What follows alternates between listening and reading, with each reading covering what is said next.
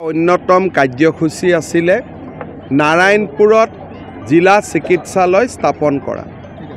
120 কোটি টকা ব্যয় কৰি নাৰায়ণপুৰত 100খন বিছনাযুক্ত এখন নতুন জিলা চিকিৎসালয় হ'ব আৰু 24 মাহৰ ভিতৰত এই জিলা চিকিৎসালয়খন প্ৰস্তুত কৰি উলিওৱা হ'ব মাধৱদেৱ বিশ্ববিদ্যালয় মাধৱদেৱ কলাক্ষেত্ৰ আৰু নাৰায়ণপুৰৰ জিলা চিকিৎসালয় যোৱা 2 বছৰৰ ভিতৰত এক অভূতপূৰ্ব পৰিৱৰ্তন আমি বিপুৰীয়া সমষ্টিত দেখা পাইছোঁ অনাগত দিনতো নিশ্চয় এই বিকাশ যাত্ৰা অব্যাহত থাকিব AIDF টিকেট দিয়াৰ পিছত কংগ্ৰেছে টিকেট দিব বুলি ঘোষণা কৰিছে সব মোৰ ইন্টাৰেষ্ট নাই AIDF কংগ্ৰেছক লৈ নাৰায়ণপুৰ এই যত আপোনাৰ ইয়া আমাৰ থলুৱা লোকে বেদখল কৰে আকৌ উঠাই দিলে আপোনালোকে নিউজ কৰি দিব যে থলুৱা লোকক নাই কিন্তু আপোনালোকে এতিয়া এনেকৈ কৰিছে উঠাই দিয়া দিনাখন আকৌ উল্টা কৰিব নহয় গতিকে এবাৰ ৰাজহুৱা সভা পাতি লওক MLA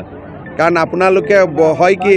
যেতিয়া মই উচ্ছেদ কৰিব দিম যদি থলুৱা মানুহ হয় আকৌ আপোনালোকে নিউজ কৰি দিব যে হিমন্ত বিশ্ব শৰ্মাই থলুৱা লোকক উচ্ছেদ কৰিলে বুলি গতিকে আলাপ আলোচনাৰ মাজেৰে কৰিব লাগিব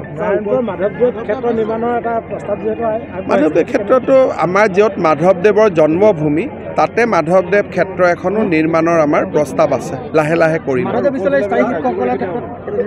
স্থায়ী শিক্ষকটো আমি এইবাৰো বহুত পোষ্ট ক্ৰিয়েট কৰিছোঁ শিক্ষকটো স্থায়ীয়ে আছে অস্থায়ী ক'ত আছে অলপ সময় লাগিব জুলাই মাহত কৰিম আৰম্ভ ধন্যবাদ হা লখিমপুৰৰ পৰা বাবুল বৰাৰ ৰিপৰ্ট এনিভাৰত 24 নমস্কাৰ মই অনুপম শইকীয়া অসমৰ কাৰণে এটা সুন্দৰ খবৰ যে অসমৰ সংবাদ মাধ্যমত আৰু এটি স্যাটেলাইট চেনেলে ইতিমধ্যে খোজ পেলাবলৈ লৈছে গতিকে সেই চেনেলটি হৈছে এনিভাৰত 24 মোৰ অফুৰন্ত শুভেচ্ছা জ্ঞাপন কৰিছোঁ আৰু সকলোৱে এই চেনেলটি আঁকোৱালি ল'ব মৰম দিব তাকেই কামনা কৰিছোঁ থ্যাংক ইউ সো মাচ